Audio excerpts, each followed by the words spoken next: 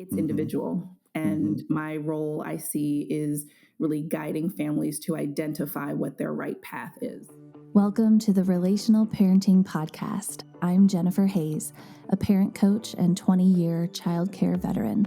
Each week, I sit down with my own father, Rick Hayes, and discuss the complicated issues that parents face today, as well as some of the oldest questions in the book. From the latest research and the framework of my relational parenting method, we offer thought-provoking solutions to your deepest parenting struggles. Added bonuses include intergenerational wounding discussions and guest childcare experts. We will also start taking your parenting questions in episode 5, so be sure to comment with your biggest questions or email me directly at jenny@jennyb.co. Let's get started. Samantha Murray is here this week to help us wrap up our education series. This episode's recording comes at the tail end of my second round with COVID and foggy brain recovery, so please pay no attention to the delayed thought processing. Samantha is an education strategy coach for parents and the creator of You Are the Architect, a self-paced online course. This course is ideal for parents of younger children who are in the early stages of planning for their child's education and grappling with the question, what is the right path?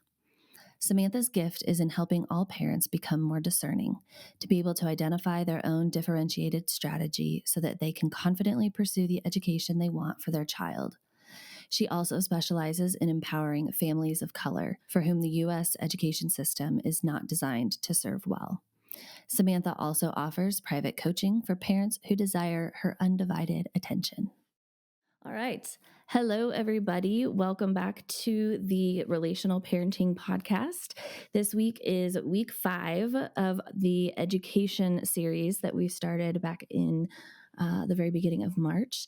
And today we have Samantha with the company Sam Catalysts, and she works with families to plan their children's educations. And that can start anywhere from pre-birth to 18 years old.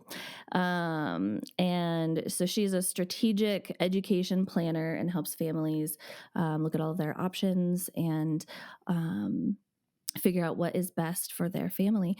So, Samantha, without further ado, I will let you introduce yourself and tell us a little bit more about your company. Thank you, Jennifer. I'm so happy to be here. Yeah. Well, my company is really born out of my 20 plus year career in education. And I started really questioning my opportunities growing up for independent schools, for just the many options growing up in Baltimore. How in the world did my family and my parents in particular figure out where to send us? And as I continued going through my experience, going through Catholic or parochial elementary and middle school, then going into an independent school with a scholarship, we didn't know that independent school existed. So there was a whole world of education options that my parents weren't aware of. And so as I continued going on and just questioning and just being really curious about what's available to different families, because I could see either in my family or in my friends that we were all going to different places. So fast forward, I go to college, I go to grad school for education, and I start teaching as my first, real job out of grad school. And then I go into education research because I'm still trying to figure out, like, what are all these options? Some are better than others. Some are more appropriate than others. But then I also heard and read and experienced a lot of the negatives where schools weren't great for some families, for some communities. And the more I studied and the more I went further in my career, I got to a place where I really landed in strategy. And it was not planned in a way that I could look back and say, this is exactly where I said I would end up. But I started learning more and more how organizations, so school districts or nonprofits, or even just individual schools, how they thought about what they were offering to families, what they were offering to communities. And a lot of the leaders, once I was further into my career, a lot of Yeah. my work focused on how do we improve, how do we do what we do better, and really bringing in equity in ways in the last maybe 5 to 10 years that we weren't talking about 20 years ago when I was just starting to teach. And so a lot of the work that I did before I transitioned into starting my own company was really around these bigger questions of what is the aim of the organization that we are leading. And it's a big question that is really hard. It's really hard to turn a ship quickly. Yeah. And you have to know where you're turning it to and why and what you need to put in place with organizations. Change became too slow for me. Mm. Um, Now, I still consult with organizations, but I really wanted to focus on how can I help families think about what their longer term plans are for their children. And one of Mhm. the reasons I started doing this and I founded my company is because as I was working with schools and talking with parents, they were asking these questions. And I Yeah. thought, well, some schools are not designed. No, let me take that back. Every school can serve its students well. I think the question that I started hearing more and more was, is this the right school for me, for my family, for my child? And finding that right path for that family became something I was really curious about and started Hmm. thinking that there's a way to support families in a way that I was supporting leaders of organizations to think more strategically. So I started talking more with families, talking more with parents, inviting conversations. But then parents were also asking me questions out of the blue. And I thought, Yeah. well, there's something there. Yeah. That's Yeah, I can that's think of a number of awesome. people that would benefit from that. Especially like um in a lot of our education episodes so far, we've talked, I think every episode we've touched on students with non-typical needs, especially Mhm. looking at different kinds of schools. Yeah. Um, the primary enrollment being public school, and then all the other options around that. I'm curious, something that you said earlier on in your description is working with schools and systems on inequity, and I'm curious what if you can tell me more about that piece of it. Mhm. So there are a lot of different components to what that could look like. Yeah. The most typical way that that shows up in the work that I do is around racial equity Okay. I as sort of the wondered, but I, entry. I didn't want to assume.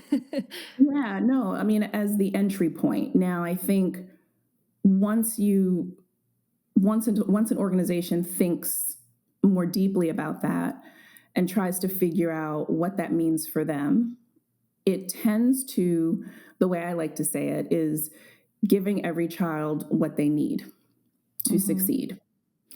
And that becomes really challenging given, really, if you have to really go back to just why schools exist in the first place. And a lot of the changes that I think the field is making in terms of making organizations more able to serve all students equally well.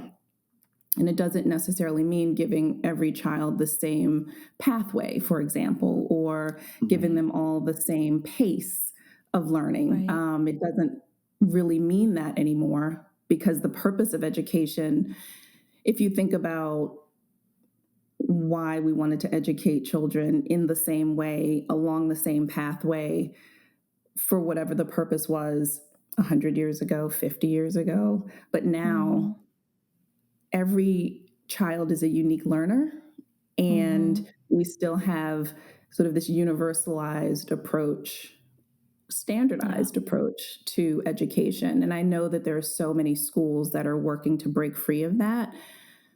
I think 2 or 3 or 4 or 5 different podcast episodes could go into really how different schools are positioned to be able to support all the students that come to them, and the differences between public education and independent schools, and what their flexibility is, what their resource capacity is, really factors into how they can really serve students well. But the equity piece was really important for me. The reason the equity piece is so important to me is, again, visibly, I am a Black woman, and I grew up in an education environment where I was one of few Black students all through school. And I also was introduced to wealth inequality, so socioeconomic status. I mean, going from the school, so we are not independently wealthy. We did not grow up in the wealthiest of circumstances. And so when I went into my independent school environment for high school, I saw and experienced firsthand the difference in wealth. And I started thinking, okay, this is different. This feels different. And then in my career, I could see resource inequality, both from organizational standpoints, like a public school getting funding versus an independent school, and just a family's circumstance. What do they have available to them in terms of financial resources that will allow them to select from a pool of school options that's vastly different depending on how much money you have. Yeah. Do you ever, there is definitely, a socioeconomic difference. And when we're on here talking about, we've done a lot of talking about, if you're public, advocating inside the public school, and public schools have the resources, and they want to do what's best for each child, and they want to do as much as they can, but sometimes the resources just are not available. And then your option there becomes to change schools or homeschool, or, and people, homeschooling can be considered a luxury for some people. Like if you have, unless, one, either both parents continue to work and you pay someone else to homeschool your child, or one of the parents has to stay home and homeschool the child. Both of those things require income. And private school requires income. And I don't know enough about things like scholarships or grants or things like that, but I'm curious. I'm curious what options are out there. Like, are there even things that help people who come to the conclusion that the public school just is not serving their child? It's not the right environment, but they also can't afford what a different education might cost. That's a loaded scenario. That's a very complicated scenario too. I raised kids in a rural setting where if someone needed a behavior disorder classified kid needed to be shipped to another town that had that resource, because we were in rural Illinois, we had about $4,000 per kid, and to ship a kid up to Peoria, to get them the program they needed, that cost about $87,000, I remember. And so that's, how do you split that up on a practical matter? We have a different tax base. The collar counties around Chicago, they were more at that time. This was in the 90s, early 90s, had more like $15,000 or $18,000 per child on average per year, and we had 4. And so there's just a natural, and until we figure out how to spend the same amount on every child in America, no matter where they're sitting, that's going to be a hard. If you have if you have an unusual need and you are in a restricted area, right, for whatever reason, then that's going to, it'll never be perfect. I understand that, but boy, we sure could do a better job of evening things out a little bit, you know? Mm-hmm. Well, and that's, so I'm not necessarily asking about the system inside the school, the per capita, per child. I'm talking about families who have gone through the public school system and tried to utilize all the resources for that school can afford, and the school just isn't the right setting, whether it's the resources or the teachers or the administrator, like whatever it is. Maybe there's kids there they don't get along with. It could be a million different things. I was asking more about the options outside of public school being much more expensive, and if there are options for families to get aid in doing those things. So the short answer is yes, but, or maybe there's an and. Yes, and it depends on where you live. So geographically, Exactly. it depends on your state. It depends on the options really that are within your reach, whether that's virtually within your reach. There's a lot of new models that are, and I'm still learning more about this, but a lot of new models where you're taking courses online. You can actually attend virtual. You can do schooling virtually, but still be enrolled. You still be enrolled in a school, so it's not a homeschooling option in sort of the traditional. You're physically at home, and there's an adult that is teaching you, and maybe your sibling or one other child. There's actually online school now, so virtual education. And every independent school, you would have to inquire. So with that, whatever is within your reach. So this is where a lot of the questions that come to me from parents originate, is that they're considering a different option, or they're considering an option for the first time, and they're wondering, this is my first time. I think I like these schools, but I'm not sure which one makes the most sense. Can I even afford it?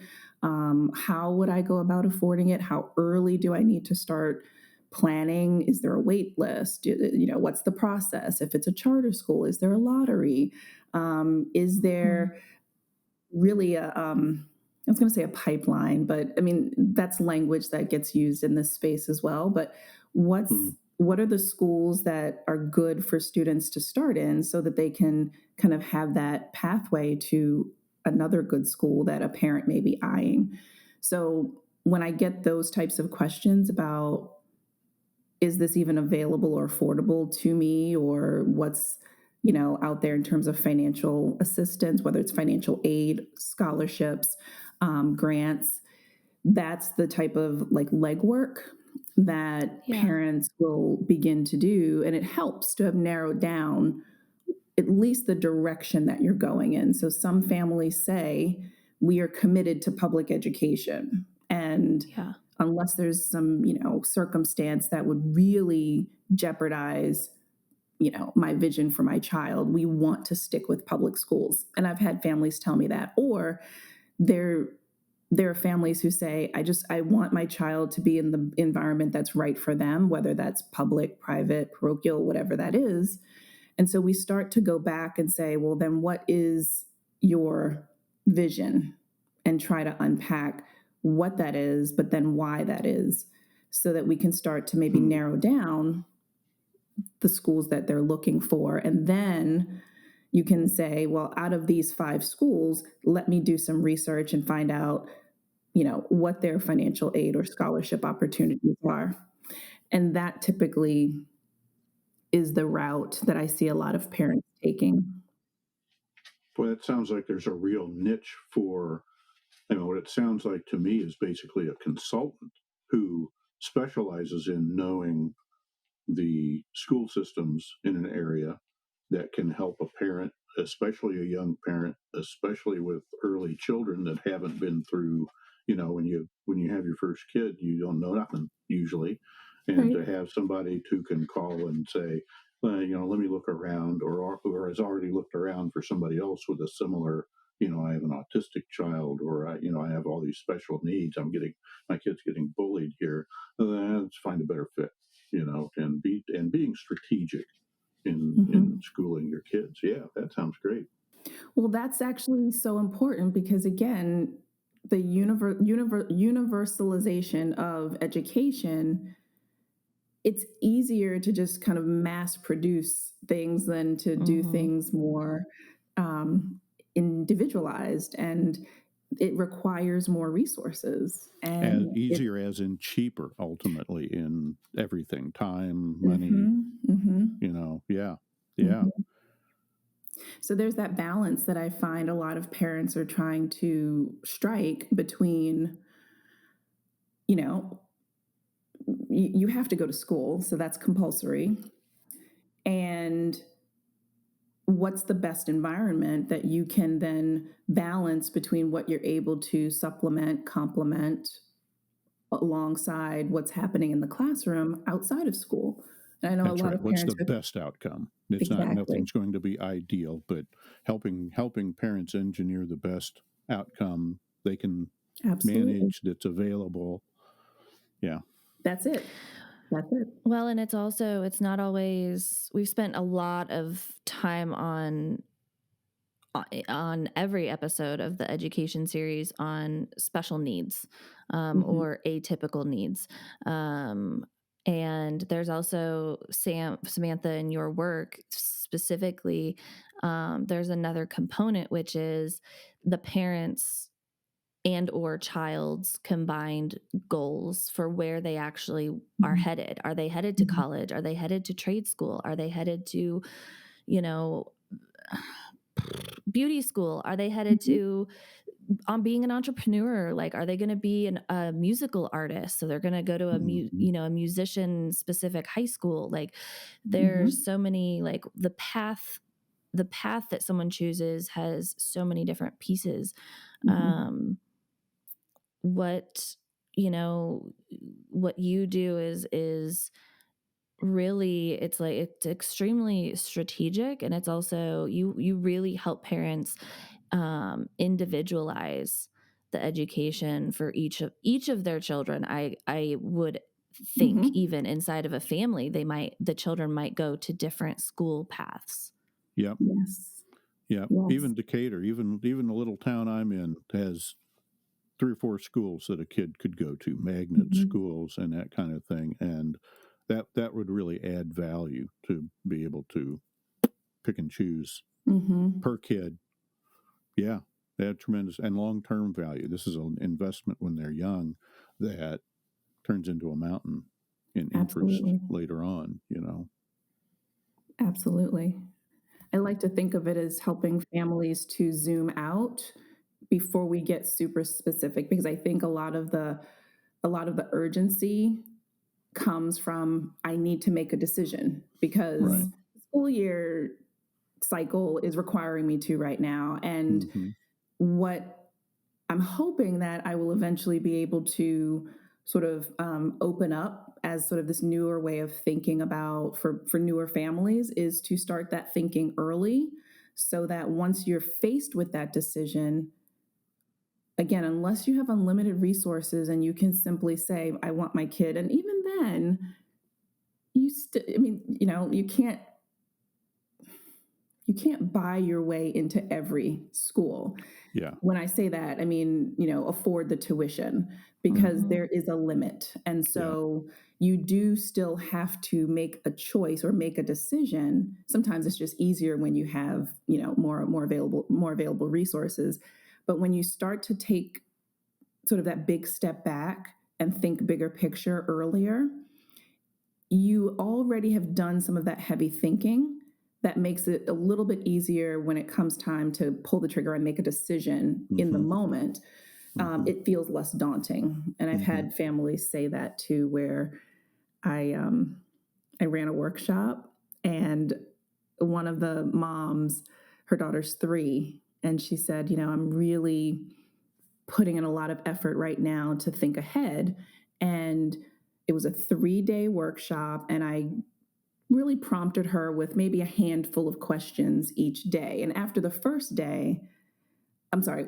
day, when we came back and reflected on that first day, she said, it didn't seem like a lot to think about. It was a few questions, but she said, I thought about it some more, and it's actually a lot to think about. And she didn't say it was overwhelming, but she didn't realize that one question really, spawns a whole set of questions. Mm-hmm, and so it's really just going deeper and deeper. And by the end of the time together, we'd gone through, a dozen or so questions. And she said, wow, this is a lot to think about. Thank you. And it actually confirmed that she was on the right path for what was right for her and her family. But she also said there were things that she hadn't thought about that were helpful. So it's really about just getting to the core of, as a parent, as a caregiver, what your ultimate vision is. And you may not know if it's, I need my child to go to the same college that I went to, if you even went to college, or it could be, I never went to college and my child has to. It's individual. And my role, I see, is really guiding families to identify what their right path is. And it can always change too. That's the other thing. Circumstances change. Yeah, that was going to be my question. Yeah. Timing is everything. Well, and you also, you talk about that you really like to work with pre-parents and new parents, or getting children young, right? And helping them start to plan their education as early as possible. You get a jump start on things, thinking ahead, that gives parents some time to really parse out what they want. And, waiting lists can be 5 years long. So working that early on, eventually, they might put a plan in place, an 18-year plan in place for their child. Child turns 7 and shows a serious knack for I can play 6 musical instruments now. And they have to change course. Have you yet had to help a family navigate that, where you helped them put a plan in place, or maybe they had a plan in place, and then sought your services because all of a sudden, okay, child has an opinion, child shows promise in these specific areas, where they had to, go in and switch gears a little bit?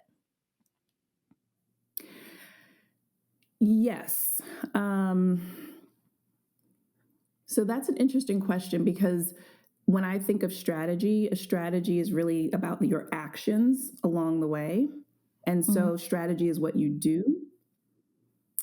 And a mom that I was working with, 4 children. And so Papa Rick, getting back to what you were saying, having multiple children in the same family going different places. Yeah. This mom got a whiteboard and she mapped out where her children, so as early, as young as not yet in kindergarten, and then I think the oldest was in 4th grade. And so managing where all of her children were going, and it'd be nice if all of the kids could go to one school because it was possible, but was it right? Because each of the kids are different. So the oldest child is twice exceptional. And so a lot of different needs were arising there. And it was like, oh, we have to make some different decisions now, because we now have more information. We now have more direction. And so it was really a situation where, because mom and her husband had been thinking about, this is even before coming to me, they were really deeply thinking about now and in the future. And what was really helpful for her is the sessions that we had together. It was really just an opportunity for her to talk through all the things that she and her husband had been thinking about But they had a pretty good foundation for what they valued, what they were looking for as sort of the ultimate outcome for their children. One of the questions that I really encourage families to think about is, what do you want education to accomplish for your child? And that's a huge question. Mm-hmm. And that was one of the questions that mom in the workshop, when she thought about it and then thought about it, it got deeper and deeper. And so on its face, it's an interesting first question that really takes you in so many different directions. Yeah. So to answer your question, it's really at every decision, whether it's in the direction you thought you were going, or if you have to make, a sharp turn in a different direction, the thinking process or the way that parents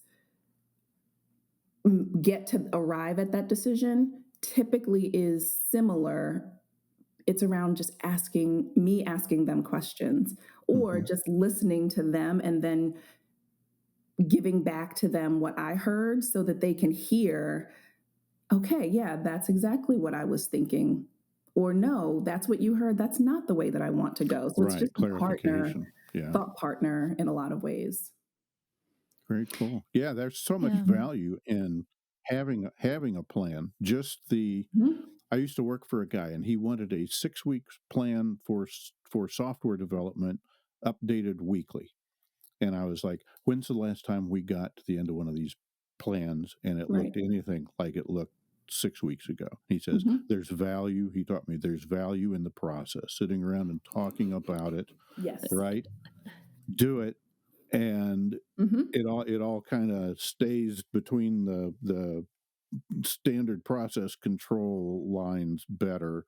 Yes. If you're thinking about 6 weeks out this week, and doing that with kids, with educating your kids, that sounds like a terrific idea. And having a resource to talk to lead you down those. Oh, I didn't think of that. Oh, I didn't think of that. Oh, I didn't think of that. Okay, I'll be back in 6 months.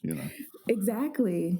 I had one dad say, you helped me think of the questions that I don't even know to ask. Exactly. Yes. Exactly. Yeah. That's the real value. Is what people think of. When there's so many parts to education, like if I've learned anything from this 5-part series, it's how little I actually knew about the education system. And like I knew enough, but I didn't. There's we've talked to someone who's studied education from a historical perspective. We've talked to someone who works with schools as a psychologist, but outside of the schools. We've talked to my mom, who's a psychologist inside of the schools. And so and then there's so many different kinds of schools, and and then you come in and you have this like strategic, the different types of schools and like all the the right questions to ask, because any parent who either has a job or they're at home raising the kids or and keeping the house or, keeping track of everyone's soccer schedule and making, meal planning and grocery shopping and laundry and all, the car needs fixed and whatever, like all of the things that a human being is keeping track of on a daily basis. It's something like education and an option other, like an intentional choice, right? So there's definitely there are definitely people who it's just an automatic like I grew up and went to public school and then graduated and did did my thing, and it's just like an ingrained thing, and so that's what they do with their kids and that's what their kids do, and it's just like a repeating process. But something that you and I, Samantha, have in common is this intentionality piece of, sorry, not to exclude you, Dad. I know that you were intentional as a parent. Our philosophies as entrepreneurs inside of our companies is what I was referencing.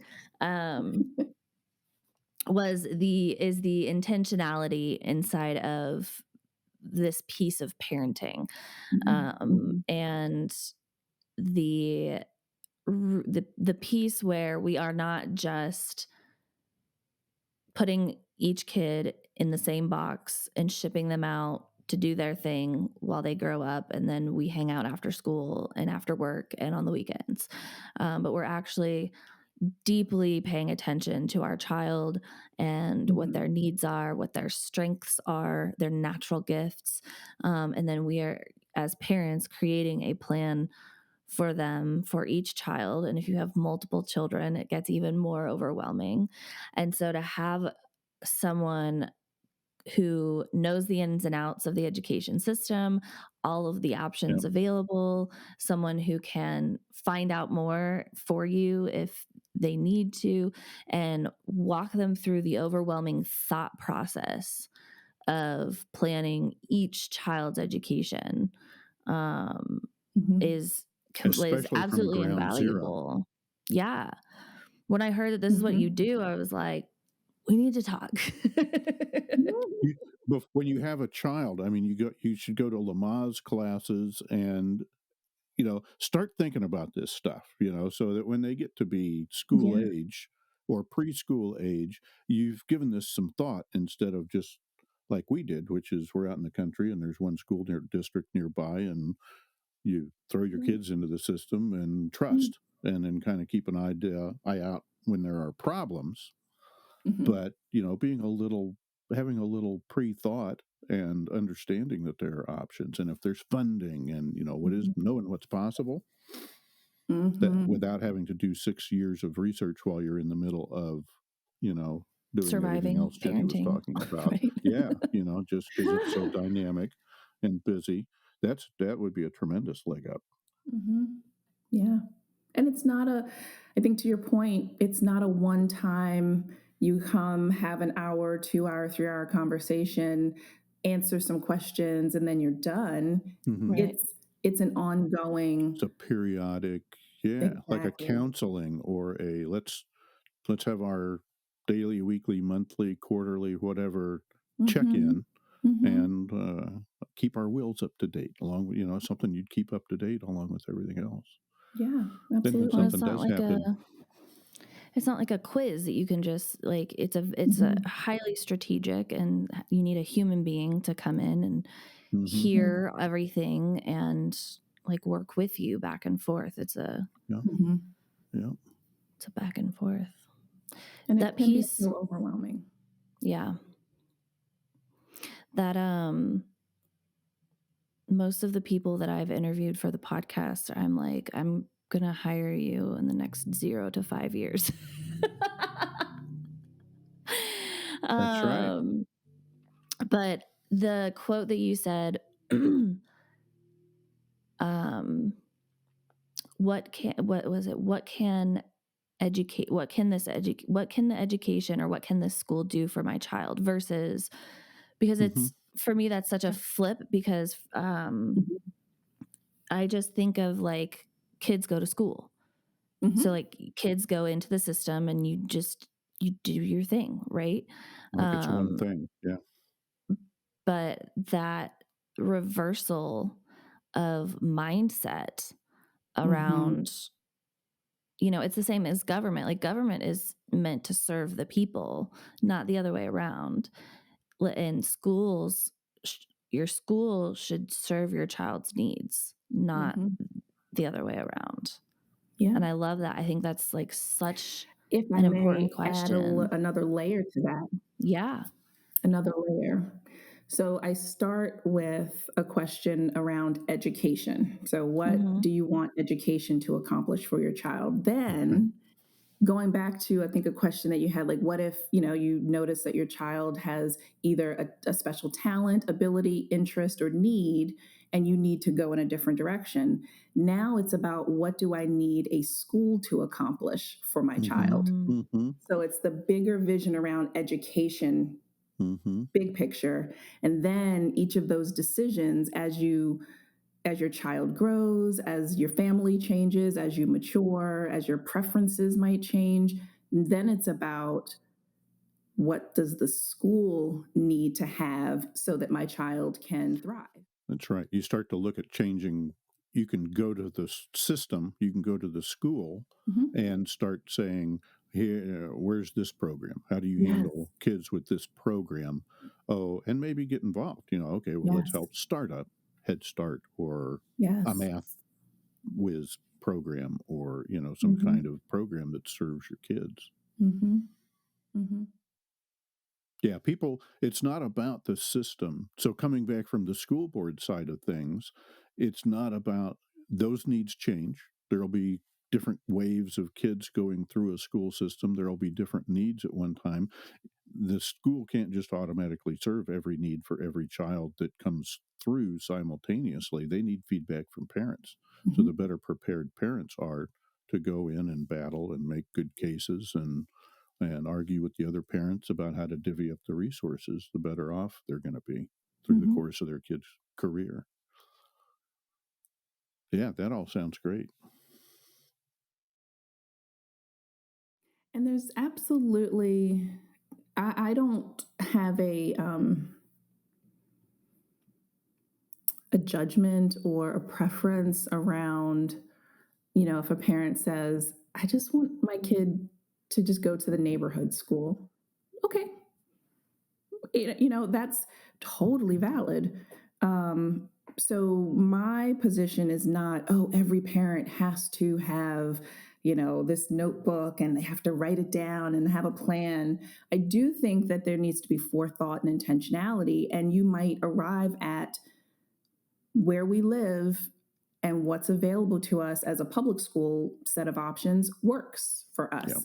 Now, the challenge does come in when a family where they may not be thinking ahead enough. And when I say thinking ahead, meaning once my child is, going through elementary school and middle school, like what's available for high school?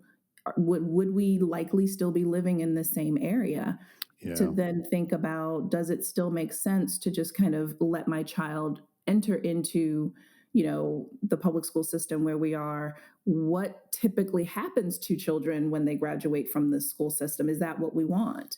To then think, if it's not what you want, then what do we need to do? And at what point do we need to make some different choices?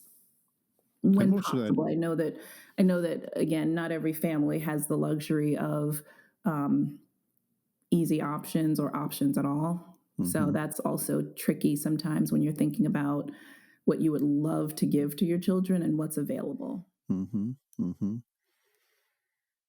lot of that information is available too. What happens to kids after high school and that kind of thing. I know our little school district would do little studies following up with kids, try to track them for a while, and colleges, no doubt, have incoming and probably trades. I'm sure there's somebody compiling information like that about how it goes for kids. Absolutely. So how does this is more of a personal curiosity that I don't know if anyone else is wondering about this. But I've never, because I grew up in a small town, there was one school and you just went there your whole life. But in most other towns, there were multiple schools, and then there were feeder schools. So depending on which grade school you went to, and my understanding was that the district you lived in determined the grade school you went to, which then determined which school that fed into. But the more that we're talking and that I've talked to other people, I'm under the understanding of that there's choice, so that even if the school you want to go to is outside of the district that you live in, you can somehow still go to that school that gets fed to a different high school. How does that work? I have no idea what I'm talking about. It's different everywhere. Everywhere, yeah. So, for example, I'm located in Baltimore, and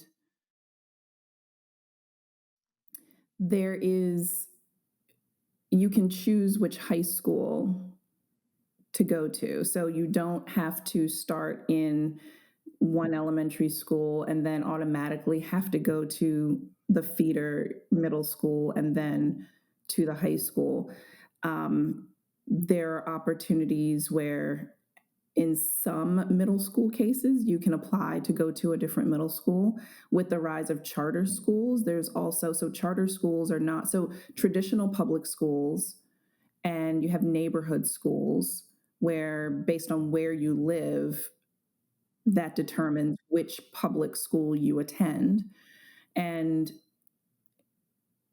in some places, that's not always a straight path, because there are opportunities where you can either apply to the traditional public school options, or go to a charter school if you're staying sort of within the public school offering. And then there's a whole host of other school opportunities that are not public, that at any time you can choose to go to those schools. So it's different in every district, and you would have to know, just know, if you're thinking of making a move, where you might be headed, to know what those rules are, what those policies are. Yeah, where I'm at now, the public school system, where you go at whatever age, is, as a base, determined by where you live. There's a map and lines, and because that's the transportation thing. If they're going to supply free transportation, then they need to know how many bus drivers and how many buses they need and how much ground they can cover. But I believe even here, it's a town about 60 or 70,000.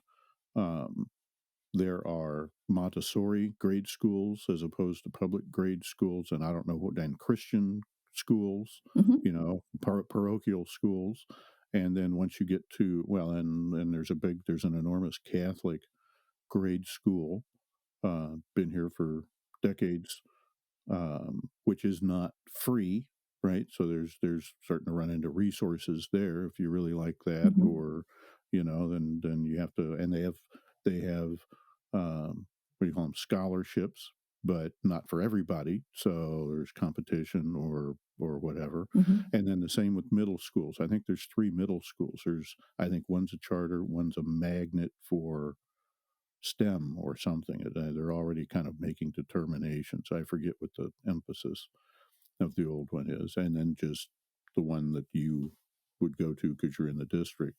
And then we're down to 2 high schools. When I was going to school here, there were 5 high schools. We're down to 2.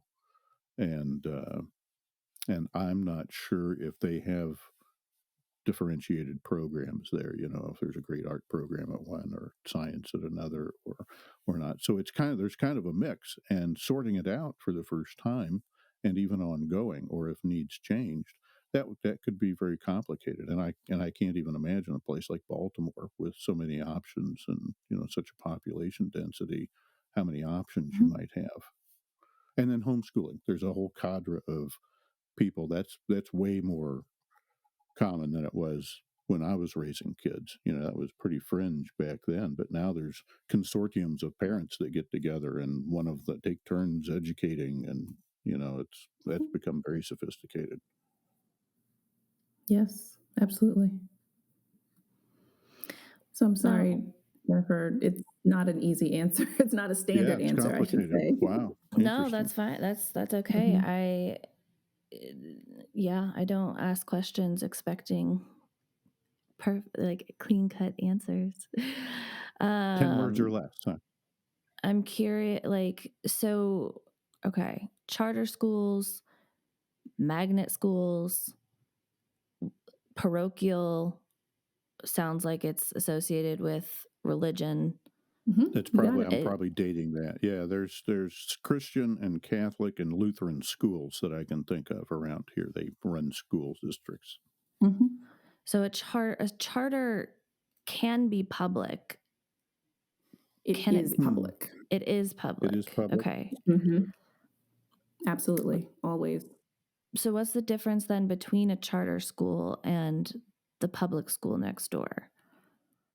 So a charter school allows families to opt in, if you will. So that's where, if you live on the other side of town and you apply to attend a charter school, the enrollment is through lottery most often, and that's where you don't pay. It's publicly funded, but they're the charter. So they have a charter. So every state has a charter law. Every state with charters has a charter law.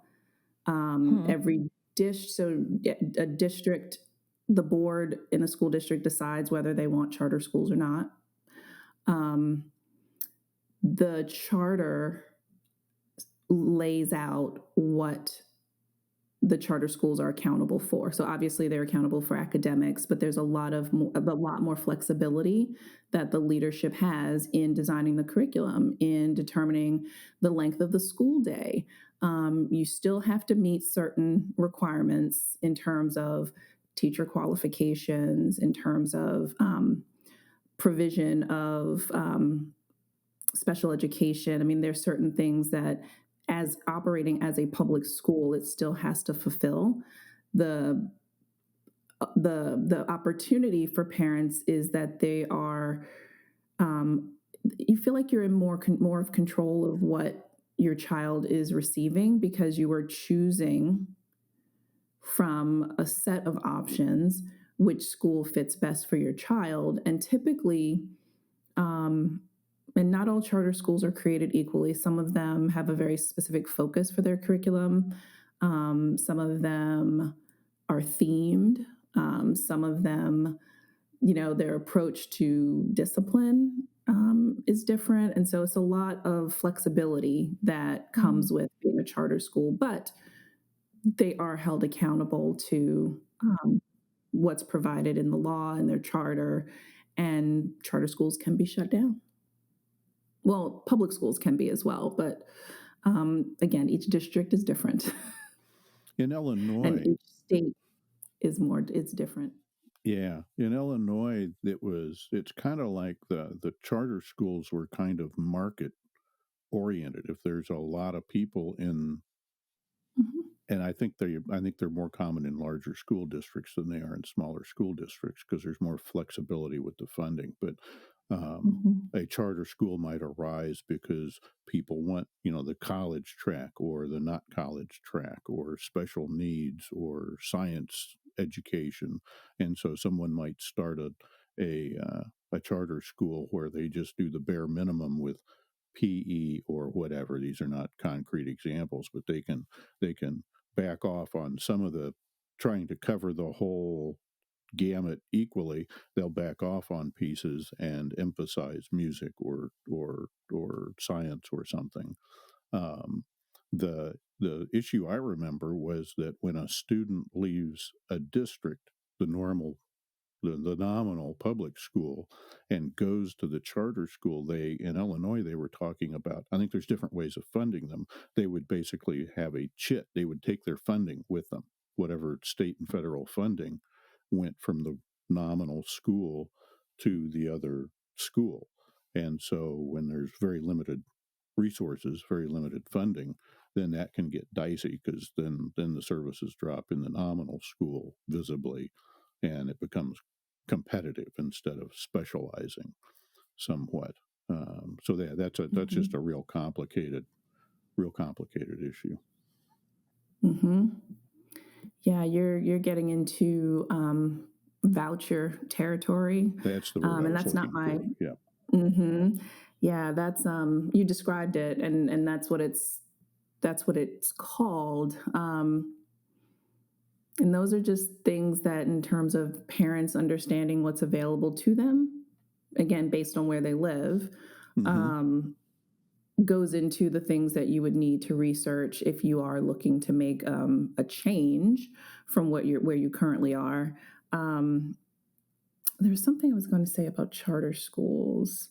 They're publicly funded. If I remember and it makes sense, I'll come back to it. But I feel like there's something I meant to say about that. But it still plays into it can be complicated to figure out what's available. What are my choices in educating my child, and very helpful to have somebody who's already done a lot of the legwork and can advise you. Yeah. There's so many, my head is just like swimming with all the options that I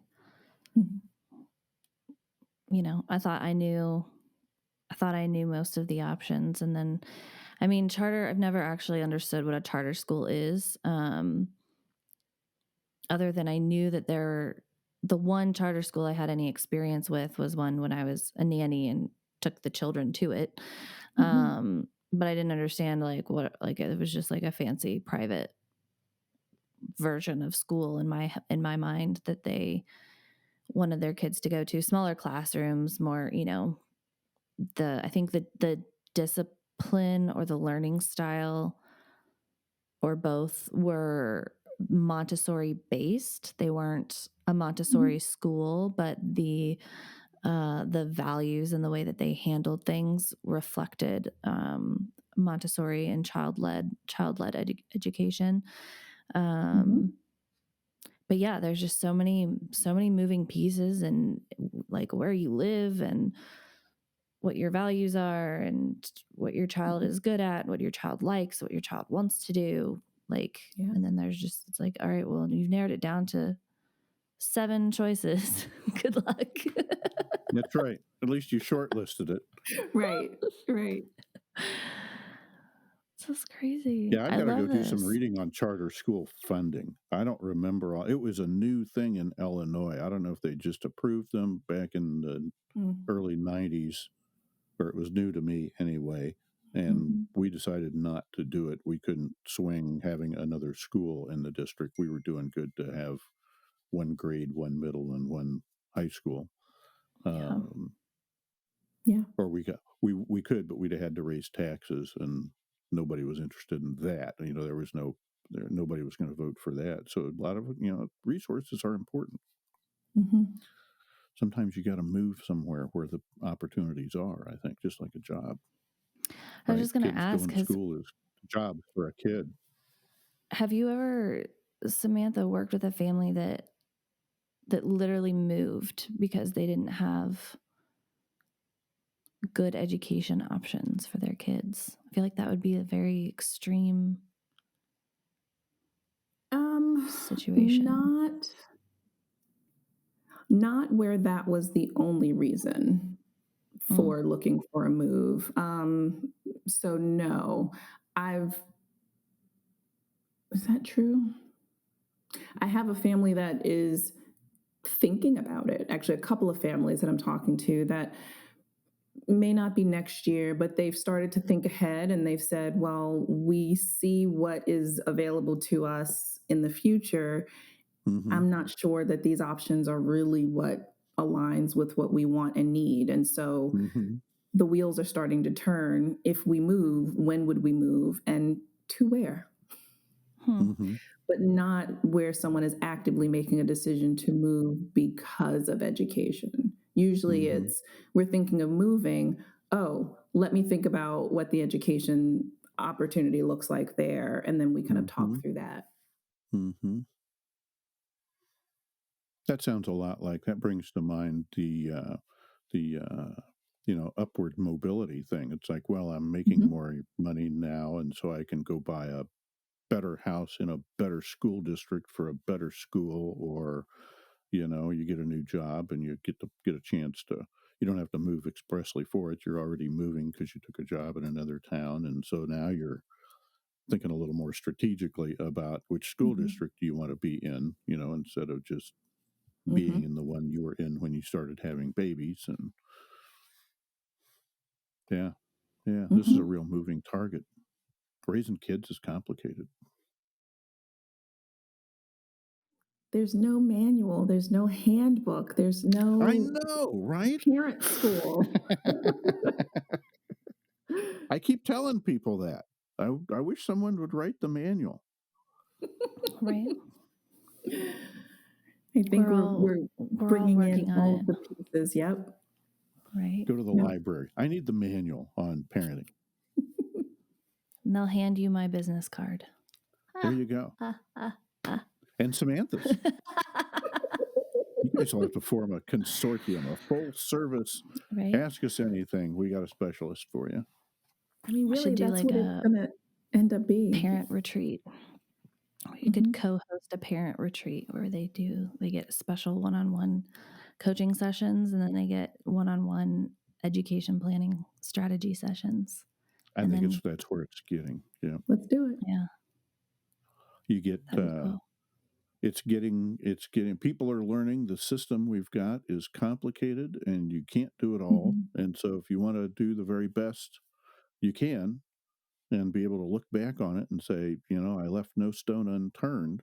Mm-hmm. Well, I took care of the laundry and I went to the banquets and, and did all that. And I abbreviate, I was actually able to be a little strategic about my kids' upbringing and education. And I hired a consultant a couple of times. We kept in touch with a consultant and touched base when we needed to. And that would be a very enlightened way to go about it if everybody can do that. It reminds me of a financial advisor.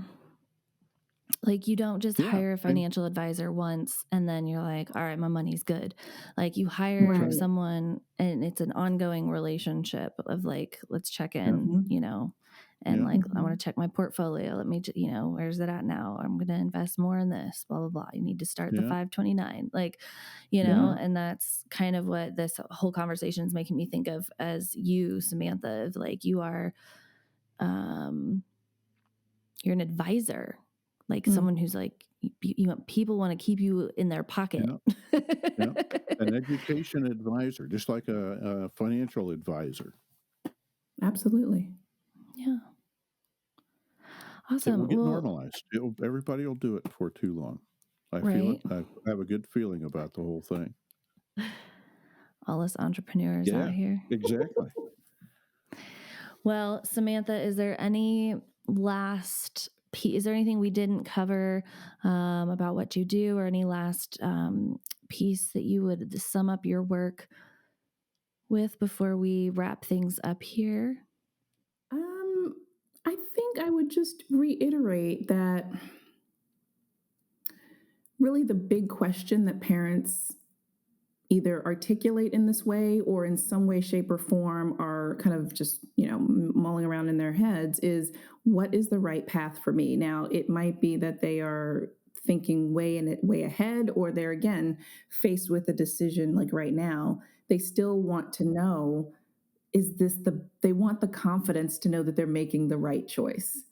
And making a right choice comes from knowing yourself, knowing your child, and then knowing what you want and what you don't want. Some things we talk about is, what are some non-negotiables? It's really helpful to know what those are. What's your bottom line? Exactly. And so the earlier, the better to start thinking about some of those things. Mm-hmm. And really, when parents come to me to talk one-on-one, it's because they've started thinking about things and they're like, well, am I missing something? What is it that I'm missing? Or I don't know what to do next. That's right. And so it's really about, again, me helping parents to become discerning by giving them information, by, increasing their awareness, and then being a sounding board, being someone who, I've worked in private, traditional public, charter schools, private schools, and that's like parochial and independent schools. There's so many types. And I've seen so many different settings that I have sort of this big picture view. I've worked in classrooms and I've worked, in school districts where I've been advising leaders. And so I can provide a perspective that, again, this should go in my book. I'm going to say it here, thinking about writing a lot of what I know parents need and putting that into book form. Now I have that as a workbook where it's probing questions, but then there's so much more. So that's a project that I'm working on, getting off the ground. But I would say, to just kind of close out, the reason I titled my course, You Are the Architect, is because parents, and you said it too, Papa Rick, you said engineering, I think, earlier on, and that's truly what a parent can do. Mm-hmm. And you're doing it, whether you do it intentionally or not. Yes. The time will pass. It's the looking back as an old dad. It's like, what would I have done different? That's a lot. There's a lot of value in spending a little bit of time in the limited time that young parents have, is spending a little bit of that time up front pays big dividends in the long run, just in all cases. Yep. Let me know when you write your book. I will. I want to buy a copy. Thank you. I will let you know. So Sam, real quick, let everybody know where they can find you. Well, my website at www.samcatalysts.com, and that is where a link to my course is as well. I'm transitioning to a new website, so you can certainly find that information there. But once my new website is ready, I will be adding more resources that parents can just kind of go and grab, and just help you think through some things. And it doesn't have to be a one-on-one conversation. It doesn't have to be a course, but I want to make things more available for parents so that they can start thinking about what's important to them and questions that they might not know yet to ask. So there's the website. And then I'm also on LinkedIn, and I'm also on Instagram, and that's where I am virtually. Awesome. Make sure you hang on to your old URL and have it redirect to your new one so you don't lose anybody. Thank you so much. I will certainly make sure that happens. Awesome. Well, Samantha, thank you so much for being here and being our finale to the education series. I know that I learned a lot, which means I'm sure Me too. A lot of other people did as well. So thank you so much. Great. Thank you. Thank you for doing this series. Oh, it's great to meet you, Sam. Great to meet you too. All right. Bye, everybody. If someone came to mind while you were listening to this episode, or you are wishing you had a friend to digest it with, I would be so honored if you shared this link from this episode with them. I myself have always benefited from community and sharing, and I truly believe that it takes a village to raise a child. Our society has become so independent from one another, and parenting these days is often a lonely journey. But it doesn't have to be that way. That's why I'm here. If you have been seeking a more intentional approach to parenting, but you aren't sure where to start, I would love to hear from you. You can find me and all of my offerings at www.jennyb.co. And come follow me on all major social media platforms. It fills my heart to hear your stories, where you come from, and your big goals for raising the next generation. And don't forget, comment your parenting question on our YouTube channel, The Relational Parenting Podcast, to get it answered on one of our future episodes. If you enjoyed this podcast, please hit the subscribe button so you never miss out. I am so grateful that you are here. And always remember, you are never alone. I'll see you next week. This show is intended for education and entertainment purposes only. We will discuss things like mental health, abuse, PTSD, and other potentially triggering subjects. Please listen at your own discretion, and this podcast is not intended for anyone under the age of 18.